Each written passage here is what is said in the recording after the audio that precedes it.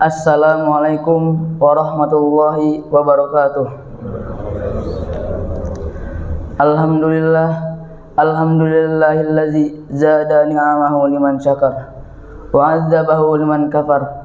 Wassalatu wassalamu ala nabiyil mukhtar wa ala alihi wa ashabil akhir. Amma ba'd. Para hadirin jamaah salat subuh yang dimuliakan Allah Subhanahu wa taala. Perkenanlah saya di sini. Saya akan membawakan kultum yang berjudul Hindari Berhutang Agar Hidup Tenang.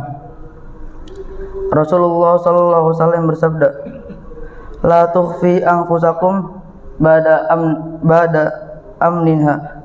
Qalu, "Wa ma zaka ya Rasulullah?" Qalat, "Dain." Janganlah kalian membuat takut diri kalian sendiri, padahal sebelumnya kalian dalam keadaan aman. Para sahabat bertanya, "Apakah itu, wahai Rasul?" Rasulullah SAW menjawab, "Itulah hutang." Hadis riwayat Ahmad. Seseorang yang memiliki banyak hutang tentu hidupnya tidak tenang dan tidak aman, karena masih memiliki beban tanggung jawab untuk membayar hutang tersebut. Belum lagi ia akan ditagih, bahkan dikejar-kejar oleh yang memberi pinjaman. Umar bin Abdul Aziz berpesan kepada kita, "Aku wasiatkan kepada kalian agar tidak berhutang, meskipun kalian merasakan kesulitan, karena sesungguhnya hutang adalah kehinaan di siang hari dan kesengsaraan di malam hari. Tinggalkanlah ia, niscaya martabat dan harga diri kalian akan selamat, dan masih tersisa kemuliaan bagi kalian di tengah-tengah manusia selama kalian hidup." Pada dasarnya, hutang piutang bukanlah sesuatu yang diharamkan dalam hukum Islam. Bukan berarti umat Islam dianjurkan untuk membudayakan hutang.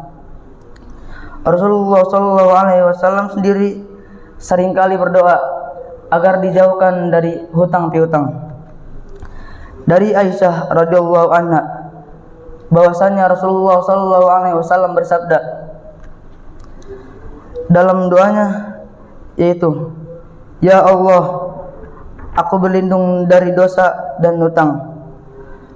Lalu ada orang berkata kepada beliau, "Betapa sering kau Rasul berdoa berlindung kepada Allah dari hutang?"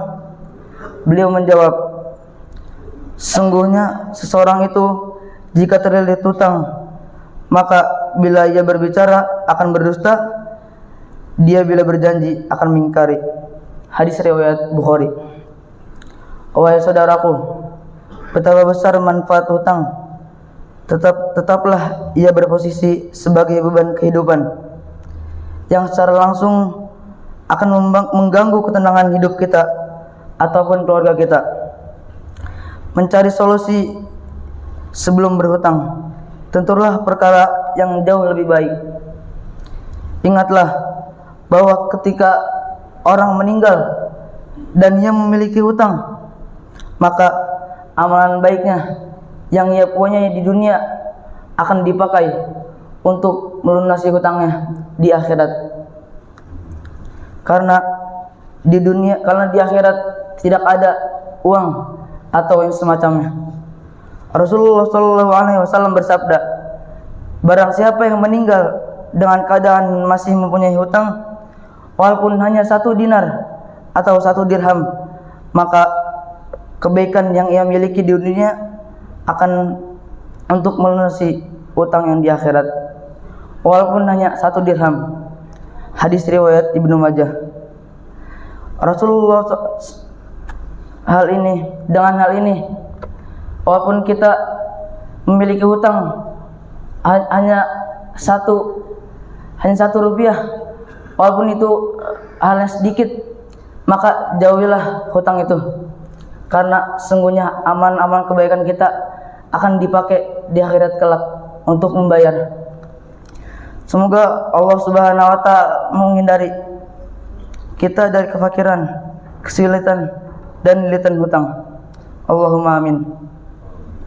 Sebelum kita tutup kultumsu pada pagi hari ini, marilah kita bermunajat kepada Allah Subhanahu wa taala. Ala haziniyah wa likulli niyatin shalihah. Al-Fatihah. Bismillahirrahmanirrahim. Alhamdulillahirabbil alamin. Arrahmanirrahim.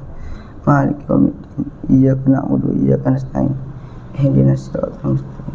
Siratal ladzina an'amta 'alaihim ghairil maghdubi 'alaihim waladdallin. Bismillahirrahmanirrahim.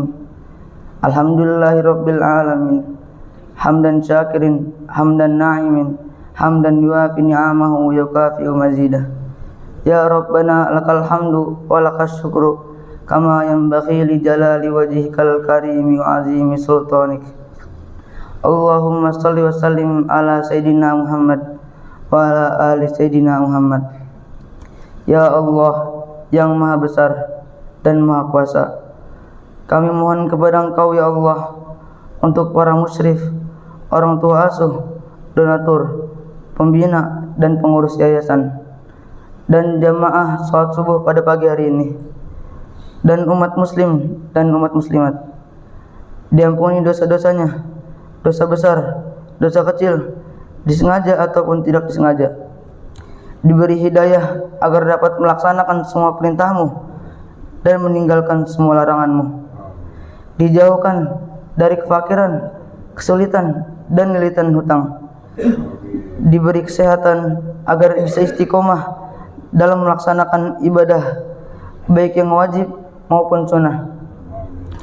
Diberi rezeki yang luas dan berkah agar mau berbagi kepada anak yatim dan duafa dan perjuangan Islam. Diberi kemampuan bisa bersabar jika menerima musibah dan pandai mensyukuri kenikmatan. Diberi keturunan yang qurrata a'yun, keturunan yang soleh dan solehah. Allahumma inna na'udzubika minal hammi wal hazan wal ajzi wal kasal wal bukhli wal jubn wa dhala'ad daini wa qahrir rijal. Allahumma la tada' lana fi maqamina hadza dzamban illa ghafartah wa la hamman illa farajtah wa la dainan illa qadaitah wa la hajatan min hawaijid dunya wal akhirah illa qadaitaha ya arhamar rahimin. Rabbana zalamna anfusana wa illam taghfir lana wa tarhamna lanakunanna minal khasirin. Rabbana atina fid dunya hasanah wa fil akhirati hasanah wa qina azabannar.